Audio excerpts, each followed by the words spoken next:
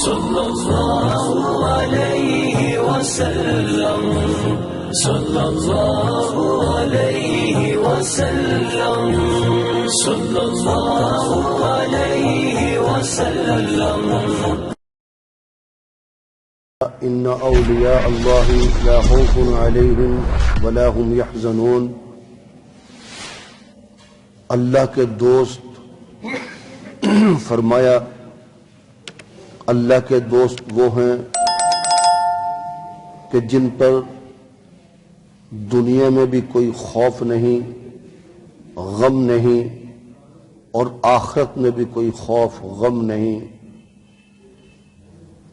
اللہ کے دوست دنیا کے اندر بھی بے غمی کی زندگی گزارتے ہیں، وہ اللہ کے سوا کسی سے نہیں ڈرتے۔ دنیا میں اللہ کریم اپنے دوستوں اور اپنے ولیوں پہ ایسی رحمت نازل فرماتے ہیں، ایسا سکینہ ان پہ نازل فرماتے ہیں کہ وہ اس دنیا کے اندر راحت کی زندگی گزارتے ہیں، خوشی کی زندگی گزارتے ہیں، سکون کی زندگی گزارتے ہیں۔ جو اللہ کا دوست بن جاتا ہے اس کو ولی کہتے ہیں۔ رب تعالیٰ فرماتے ہیں کون ہے میرے دوست، کون ہے ولی؟ خود بتایا اگلی آیت میں الذین آمنوا وکانوا یتقون۔ میرے ولی وہ ہیں، میرے دوست وہ ہیں جن کو دنیا میں بھی راحت، آخرت کے اندر بھی راحت، ایمان لانے کے بعد تقوی کی زندگی گزارتے ہیں۔ الذین آمنوا وکانوا یتقون، میرے دوست وہ ہیں، ولی وہ ہیں کہ جو دنیا میں ایمان لائے، ایمان لانے کے بعد تقوی کی زندگی گزارتے رہے، اللہ سے ڈرتے رہے، وکانوا یتقون، اور وہ تقوی کی زندگی گزارتے تھے۔ تقوی میرے بھائیوں، ہر مسلمان کو اللہ کا دوست بننا چاہیے، اللہ کا محبوب بننا چاہیے، اللہ کا مبغوض نہیں بننا چاہیے۔ مبغوض وہ شخص جس سے اللہ ناراض ہو جائیں، دوست وہ شخص جس سے اللہ راضی ہو جائیں۔ جس بندے سے اللہ راضی ہو جاتے ہیں اس کو اولیاء کرام کہتے ہیں، اس کو ولی کہتے ہیں، اس کو اللہ کا دوست کہتے ہیں۔ جس سے اللہ ناراض ہو جاتے ہیں وہ مبغوض ہوتا ہے، اللہ اس پہ ناراض ہو جاتے ہیں۔ میں نے عرض کیا اللہ کے دوست وہ ہیں، قرآن کریم میں اللہ پاک نے خود فرمایا ہے دوست میرے وہ ہیں، میرے ولی وہ ہیں الذین آمنوا وکانوا یتقون، جو مجھ سے ڈرتے ہیں ایمان لانے کے بعد، تقوی کی زندگی گزارتے ہیں۔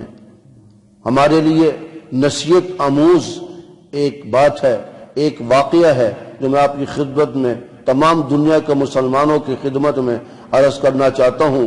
ایک امام گزرے ہیں شقیق بلخی رحمہ اللہ تعالی، ان کے ایک شاگرد تھے حضرت حاتم اصم رحمہ اللہ تعالی، عاصم اتم رحمہ اللہ تعالی، یہ 3 صدی کے بزرگ ہیں تقریباً۔ یہ استاد سے پڑھنے کے پاس گئے، حاتم اصم اپنے استاد شقیق بلخی رحمہ اللہ کے پاس پڑھنے کے لیے گئے، داخل ہو گئے۔ شاگرد استاد کے پاس داخلہ لیتا ہے، داخل ہوتا ہے، داخل ہو گئے، پڑھتے رہے، وقت گزر گیا۔ استاد نے ایک دن پوچھ لیا کہ بیٹا بتاؤ، حاتم اصم بتاؤ، تمہیں پڑھتے ہوئے مجھے لگتا ہے کافی عرصہ گزر گیا ہے، بتاؤ تو صحیح تمہیں کتنا عرصہ گزر گیا ہے؟ شاگرد کہنے لگا، حاتم اصم کہنے لگے شاگرد استاد محترم مجھے پڑھتے ہوئے 33 سال گزر گئے۔ 33 سال۔ شاگرد کو جب استاد نے پوچھا کتنا عرصہ ہو گیا، جب شاگرد نے کہا 33 سال گزر گئے، استاد کے کان کھڑے ہو گئے۔ شقیق بلخی رحمہ اللہ استاد ہیں، پوچھنے لگے حیرت میں، اچھا تم یہ بتاؤ تم نے 33 سال میں کتنا علم حاصل کیا؟ شاگرد کہنے لگا حاتم اسم کہنے لگے شاگرد استاد محترم مجھے پڑھتے ہوئے آپ کی خدمت میں داخلہ لے ہوئے 33 سال گزر گئے، اور کان کھڑے ہوئے۔ استاد نے پوچھا اچھا یہ بتاؤ تمہیں 33 سال ہو گئے ہیں، تم نے 33 سال میں کتنا علم حاصل کیا؟ شاگرد کہنے لگا استاد جی 33 سال میں نے صرف 8 مسئلے سیکھے ہیں آپ کے ساتھ۔ اور حیرت ہو گئی، استاد کو اور حیرت ہو گئی اور تعجب ہو گیا، ہیں 33 سال میں 8 مسئلے؟ اچھا بیٹے بتاؤ تم نے وہ 8 مسئلے کون سے سیکھے ہیں جو تم نے 33 سال میں سیکھے ہیں، ہمیں بھی پتہ چل جائے، تمہیں یاد ہے؟ شاگرد کہنے کا بالکل یاد ہیں، آپ سن لیجئے۔ استاد نے کہا سنائیے کون سے مسئلے ہیں؟ گن کے بتائے شاگرد نے مسئلے 8 جو سیکھے ہیں۔ استاد کو شاگرد اپنے سبق سنا رہا ہے، 33 سال میں 8 مسئلے سیکھے ہوئے اپنے سبق سنانے شروع کر دیا ہے۔ شاگرد کہنے لگا استاد محترم میں نے پہلا مسئلہ یہ سیکھا ہے، آپ سے میں نے یہ پڑھا ہے کہ اس دنیا میں کوئی نہ کوئی چیز کسی کو محبوب ہوتی ہے، پسند ہوتی ہے۔ استاد کہنے لگا ہاں بالکل۔ کہتا ہے میں نے بڑا ریسرچ کیا ہے، قرآن میں بھی کیا، حدیث میں بھی کیا، میں نے دنیا کو دیکھا، ہر شخص کو کوئی نہ کوئی چیز پسند ہوتی ہے۔ جب انسان مر جاتا ہے، فوت ہو جاتا ہے، روح نکل جاتی ہے، روح اس کی چلی جاتی ہے کہاں؟ عالم برزخ میں، اور دھڑ کہاں چلا جاتا ہے؟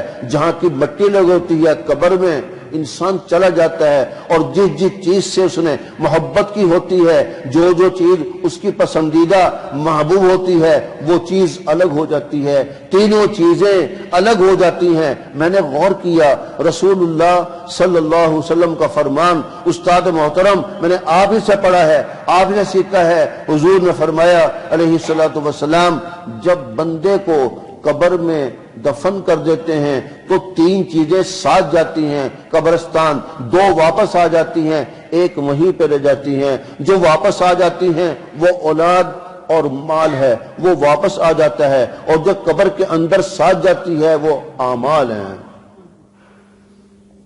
استاد محترم میں نے سوچا کہ ایک چیز ساتھ جاتی ہے، ایک چیز ساتھ جاتی ہے تو اس پہ کیوں نہ محنت کرے بندہ، اس پہ کیوں نہ محنت کرے؟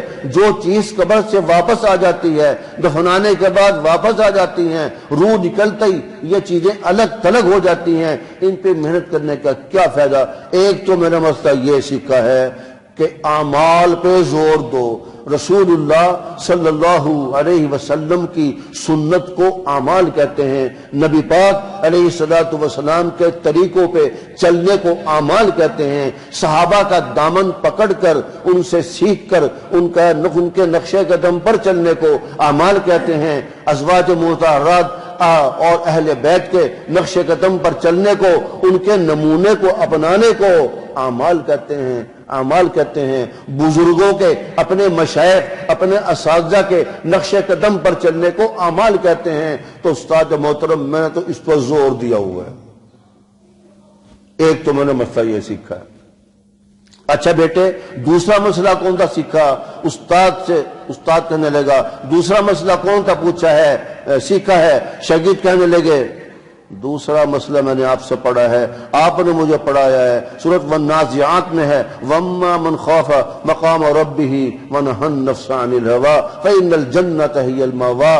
وہ شخص جو اپنے رب کے سامنے سے ڈرتا ہے، اپنے رب کے سامنے ہونے سے ڈرتا رہتا ہے، اپنے رب کی بارگاہ میں پیشی ہونے سے ڈرتا ہے، اپنا منہ دکھانے سے ڈرتا ہے، میں اپنے رب کو منہ دکھاؤں گا، اپنے رب کے سامنے پیش ہوں گا، میری پیشی ہوگی، اس سے ڈرتا رہتا ہے۔ تو استاد محترم جس آدمی کے دل میں یہ ڈر، یہ خوف ہر وقت رہتا ہے، میری پیشی ہونی ہے، میں نے اپنا منہ اپنے رب کو دکھانا ہے، تو اس سے تو گناہ ہی نہیں ہوتا، وہ تو ولی بن جاتا ہے۔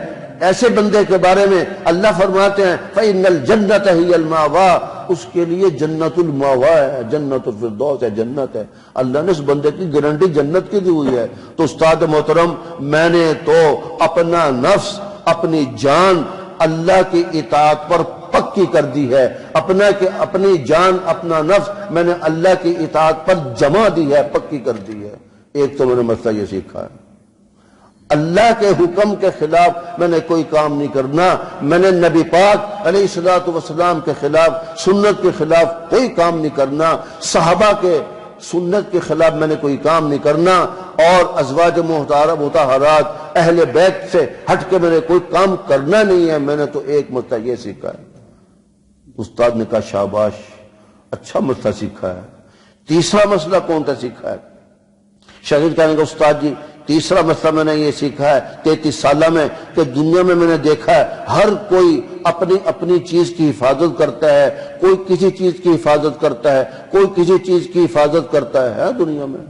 کوئی مال کی حفاظت میں لگا ہوا ہے، کوئی سونے کی حفاظت میں لگا ہوا ہے، کوئی تجارت کی حفاظت میں، کارخانے والا کارخانے کی حفاظت میں، فیکٹری والا فیکٹری کی حفاظت میں، ملازمت والا اپنی ملازمت کی حفاظت میں، زمین والا اپنی زمین کی حفاظت میں، حتیٰ کہ بادشاہ اپنی بادشاہی کی حفاظت میں، وزیر اپنی وزارت کی حفاظت میں، ہر کوئی اپنی چیز کی حفاظت میں لگا ہوا ہے۔ میں نے بڑا غور کیا، یہ ساری چیزیں تو فانی ہیں، ختم ہیں، روح نکلتے ہی ان کی حفاظت ختم ہو جائے گی، ان کی حفاظت کا کیا فائدہ جو ساتھ نہیں جائیں گی۔ یہ ساری زندگی چیزوں کی حفاظت کرتا رہا، روح نکلتے ہی یہ چیزیں کس کی بن جاتی ہیں؟ ورثوں کی بن جاتی ہیں۔ تجھے کیا فائدہ ہوا؟ میں نے غور کیا استاد محترم، میں نے غور کیا اصل چیز حفاظت کی کون سی ہے، اصل چیز گارنٹی والی کون سی ہے جس کی اصل چیز کی حفاظت کی جائے، وہ میں نے سوچا کون سی ہے، تو میں نے بڑا ریسرچ کیا، بڑا مطالعہ کیا، غور کیا، وہ سامان آخرت ہے، سامان آخرت ہے، آخرت کا سامان ہے، وہ ہے ایمان، ایمان کی حفاظت، وہ ہے اعمال، اعمال صالحہ، اعمال کی حفاظت۔ سب سے قیمتی چیز تو حفاظت کی یہ ہے، جس نے اپنی ایمان کی حفاظت نہیں کی اس کا ایمان ضائع ہو گیا، یہ ساتھ جانے والی چیز تھی۔ اور اعمال صالحہ حفاظت کی چیز تھی، جس نے اس کی حفاظت نہیں کی تو وہ تو عقل مند نہیں ہے، وہ تو ساتھ جانے والا تھا، اس کی حفاظت نہیں کی، دنیا کی حفاظت کرتا رہا، ایمان کی فکر نہیں کی، دنیا کی حفاظت کرتا رہا، دنیا کی چیزوں کی حفاظت کرتا رہا، اعمال صالحہ کی حفاظت نہیں کی، وہ تو ساتھ نہیں گئی۔ تو استاد محترم میں نے یہ سیکھا ہے تیسرا مسئلہ یہ سیکھا ہے کہ اصل چیز حفاظت کی ایمان ہے، ایمان کی حفاظت کرو، ایمان کی حفاظت کرو۔ رسول اللہ صلی اللہ علیہ وسلم نے حدیث میں ارشاد فرمایا قیامت کے قریب قریب ایسا وقت آئے گا لوگوں کے ایمان ضائع ہوں گے، فتنہ کا دور ہوگا۔ حضور نے فرمایا سب سے قیمتی چیز ایمان ہے، سب سے قیمتی چیز ایمان ہے۔ لوگ دنیا کے پیچھے پڑھ کر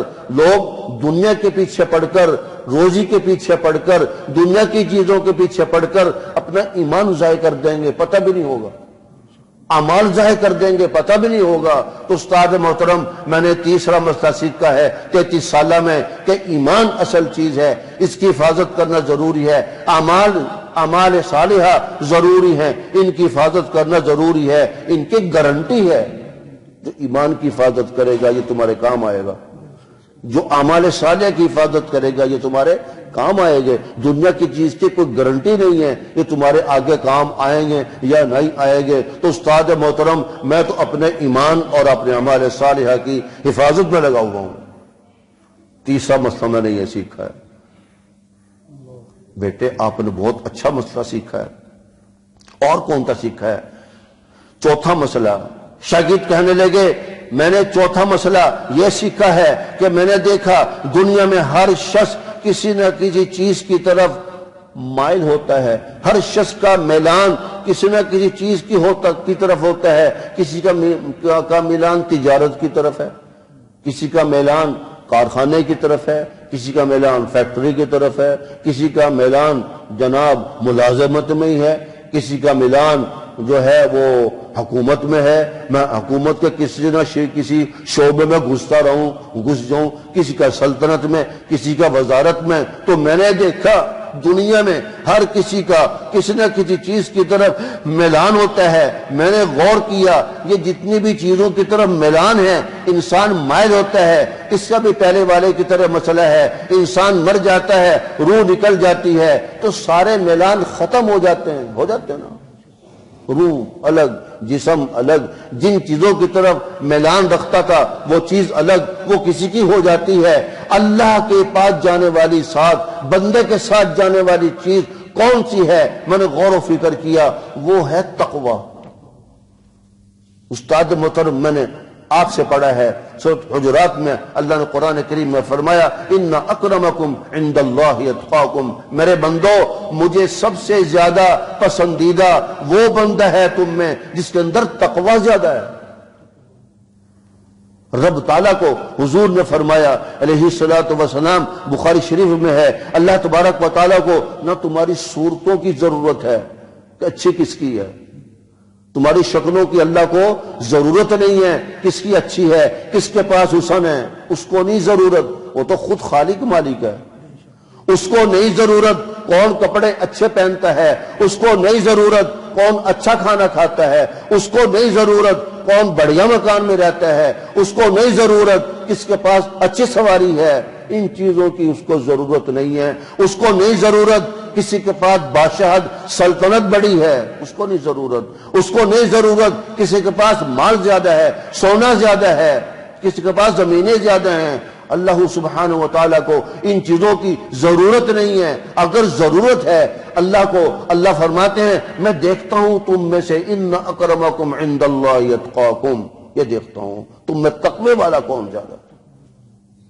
جتنا جس کا تقوی زیادہ ہوگا میرے ہاں اس کا وقار, اس کا مقام اتنا ہی بڑا ہوگا. جتنا تقوی کم ہوگا اس کا مقام اور وقار اتنا ہی چھوٹا ہوگا. تو استاد محترم میں نے چوتھا مسئلہ آپ سے یہ سیکھا ہے 33 سالہ میں کہ اللہ کے ہاں جو سب سے قیمتی چیز ہے اس کی طرف دھیان دینا چاہیے, اس کی طرف توجہ دینی چاہیے, اس کی طرف میلان ہونا چاہیے. تو میرا سارا میلان تقوی میں ہے, یہ کام آئے گا. اچھا بیٹے, آپ نے اور کون سا مسئلہ سیکھا ہے 33 سالہ میں؟ شاگرد کہنے لگا استاد جی 5واں مسئلہ میں نے یہ سیکھا ہے, یہ دیکھا ہے, آپ سے پڑھا ہے, میں نے قرآن حدیث میں نے مطالعہ کیا ہے, ریسرچ کیا ہے کہ لوگ حسد کرتے ہیں. میں نے دنیا میں دیکھا ہے, چل پھر کے دیکھا ہے, لوگوں کو دیکھا ہے, لوگ حسد کرتے ہیں اور اس کی حسد کی نفرت بڑی سخت ہے. حسد سے نفرت پیدا ہوتی ہے, حسد سے نقصان پیدا ہوتے ہیں, حسد سے بدگمانیاں پیدا ہوتی ہیں, حسد سے لڑائیاں پیدا ہوتی ہیں, یہ سارے حسد سے. اور حسد سے ایک سب سے بڑا نقصان یہ ہوتا ہے, نبی پاک علیہ الصلوۃ والسلام نے ارشاد فرمایا جب کوئی حسد کرتا ہے تو اس کی نیکیاں جو اس نے نیک اعمال کیے ہوئے ہیں, حسد کرنے والے کے نیک اعمال ایسے جل کر راکھ ہو جاتے ہیں جیسے جنگل میں سوکھی لکڑی آگ لگ جائے, سوکھی لکڑی کو آگ لگ جائے اور وہ آگ لکڑی کو کھا کر ختم کر دیتی ہے. حسد کرنے سے نقصان کس کا ہے؟ حسد کرنے والے کا نقصان ہے. جس پہ حسد کیا اس کا تو کوئی نقصان نہیں ہے. تو شاگرد کہنے کا استاد جی میں نے 5واں مسئلہ یہ دیکھا ہے کہ قرآن میں حدیث میں نے لوگوں کو دیکھا ہے حسد بہت بڑی بلا ہے. سب سے پہلے حسد شیطان نے کیا تھا جنت میں, استکبر وکان من الکافرین.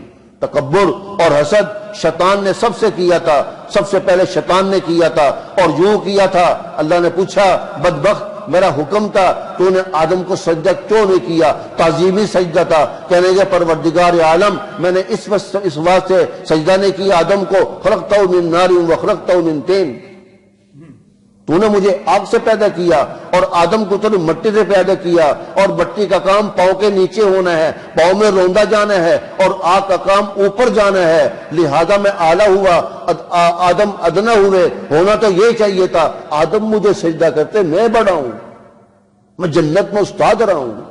جبرائیل میرے سامنے 2 زانو ہو کے بیٹھتے تھے. تو میرا مادہ تخلیق آگ ہے, اونچا ہے. آدم کا مادہ تخلیق بٹی ہے, میں اعلیٰ ہوں, وہ ادنا ہے, حسد کیا ہے. کہ اللہ نے اس ادنا کو مجھ سے سجدہ کیوں کروایا، اس کو حسد کہتے ہیں۔ یہ نعمت تجھے کیوں ملی، مجھے کیوں نہیں ملی، اس کو حسد کہتے ہیں۔